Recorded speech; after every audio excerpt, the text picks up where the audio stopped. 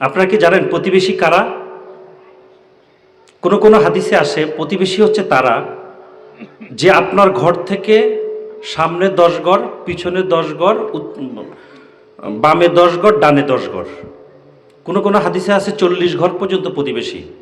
রাসূল সাল্লাল্লাহু আলাইহি সাল্লাম প্রতিবেশীর হক আদায় করতে গিয়ে এত বেশি তাগিদ দিতেন, এবং জিবরাইল আলাইহিস সালাম রাসূলের কাছে যখন বাণী নিয়ে আসতেন, উনি প্রতিবেশী সম্পর্কে এত বেশি বলতেন যে সাহাবীরা ভয়ে থাকতো রাসূল সাল্লাল্লাহু আলাইহি সাল্লাম কি ঘোষণা দিয়ে দেন কিনা যে প্রতিবেশী একসময় উত্তরাধিকারী হয়ে যাবে। তার মানে কতটুকু গুরুত্ব ছিলেন। রাসূল সাল্লাল্লাহু আলাইহি সাল্লাম বলতেন, তুমি যখন কোনো খাবার রান্না করো, গোশত রান্না করো, তাহলে গোশতের মধ্যে একটু ঝোল বাড়াই দাও, যাতে প্রতিবেশীকে একটু দেওয়া যায়। আমরা কি সে প্রতিবেশীর হকটা আমরা কি দেখি আসলে? প্রতিবেশীর হক কি সেটা কি আপনারা জানেন? আপনি গরিব মানুষ, আপনার খুব সম্পদ নাই, আপনার কাছে প্রতিবেশীর হক হচ্ছে দেখা হলে তার সাথে সালাম দিবেন, তার সাথে সুমিষ্ট কণ্ঠে কথা বলবেন, তার খোঁজ খবর নেবেন।